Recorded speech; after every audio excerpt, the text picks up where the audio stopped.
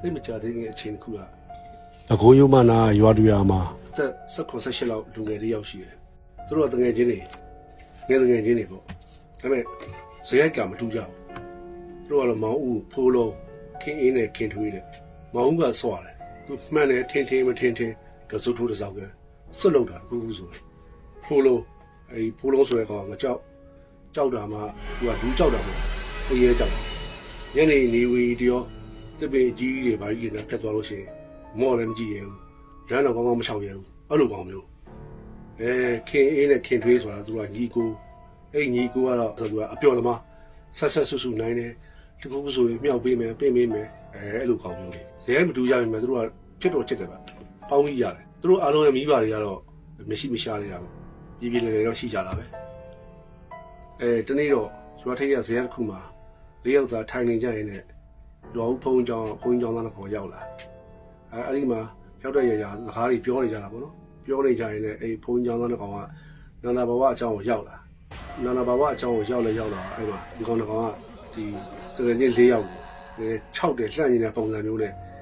မင်းတို့တော့ရွာထိပ်ကဟိုညောင်ပင်ကြီးကိုသိတယ်မလားညောင်ပင်ကြီးနားကိုသွားလို့ရှိရင်လာမယ့်ညတွေပါမသွားနဲ့မတက်တာလို့များသွားတယ်ဆိုလို့ရှိရင်အပေါ်မောမကြည့်နဲ့ဘာသာကြားလဲလှဲ့မကြည့်နဲ့သူလူငယ်ထုံးစံတိုင်းပေါ့ကွာ6တာပေါ့အချင်းချင်းအဲ့ဒီမှာဖိုးလုံးကိုကြည့်လိုက်တော့ဖိုးလုံးကတုံနေပြီအဲ့လိုကောင်မျိုးကြောက်နေတာအဲ့ဒီမှာမောင်ဦးကခက်ရဲကောင်ဆိုတော့ဗမာလဲမင်းတို့တည်းရဲ့ငါ့ကိုလာ6ကြည့်ပါလားမင်းတည်းရဲတော့ပါတော့နားမနေဘူးခုတ်ကလေးဆွဲပြီးတော့အယိုးထိုးပြီးတော့သွားကြထိုးပလိုက်တယ်လို့မင်းရှည်တဲ့ရှာကြီးကိုသူ့ကိုပြန်ပတ်ပြီးတစ်ပင်မှာချိတ်ထားလိုက်ပဲလို့အဲ့လိုလေးပြောခင်ထွေးနဲ့ခင်ညီကိုကတော့ရေကျဲနေပါဒီမှာပြုံးစီလှုပ်တယ်အဲ့မှာ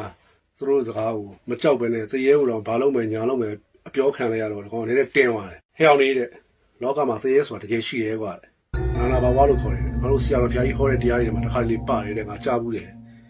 မင်းတို့တကယ်တတိရှိတာပြောတယ်မင်းတို့တကယ်လောင်းကြီးစားခြင်းနဲ့မစမ်းမလားတဲ့မင်းတကယ်တတိရှိတယ်ဆိုရင်လည်းမင်းငါတရေတကယ်ရှိကြောင်းကလက်တွေ့ပြမယ်ရွာထိတ်ကအဖေဆိုတော့ထားလိုက်ပါတော့ကွာအဲ့ဒါငါရွှေ့လိုက်တာဒါပေမဲ့ငါတို့တပ်ပိယာကြီးပြောတာတဲ့ဟိုရိုးမတော်ကြီးထဲမှာလည်းမီးလောင်ငုံဆိုတာရှိတယ်မီးလောင်ငုံဆိုရင်မှတစ်ပင်းတစ်ပင်းဒီတစ်ချမ်းလောက်လာတဲ့အပင်းတစ်ပင်းအဲ့မှာတရေလိုဘလူးလိုအဆောက်ရှိတယ်မင်းယုံတော့မယုံတော့ငါမသိဘူးမင်းတကယ်တတိရှိရင်အသာသေး9သိန်းတွေကိုအပင်ကိုယူသွားပြီးမချိတ်ရဲလားစမ်းမယ်လောင်းစီစားကြီးဟဲ့အောင်လေအဲ့ပင်ကြီးတကယ်ကျန်းလာအဲ့လိုပြောတော့မောင်ကနေသားမှာကွာမင်းတရေဆိုတာလူကြီးတွေထွင်ထားတဲ့ကလေးတွေကို6တဲ့စကလုံးတွေကွာငါလိုကောင်လာပြောတော့မင်းရီတာပေါ့တဲ့ပြောတယ်မင်းအပင်ပမာလေးတဲ့ငါ့ကိုလိုက်ပြအသားသေး9သိန်းယူသွားရုံမကောက်ဘူးကွာတဲ့အဲ့အပင်မှာချိတ်ခဲ့မယ်ကွာတဲ့အဲ့ကသွေးရင်းနဲ့ပတ်ခဲ့မယ်ကွာတဲ့ကြားတယ်ကွာတဲ့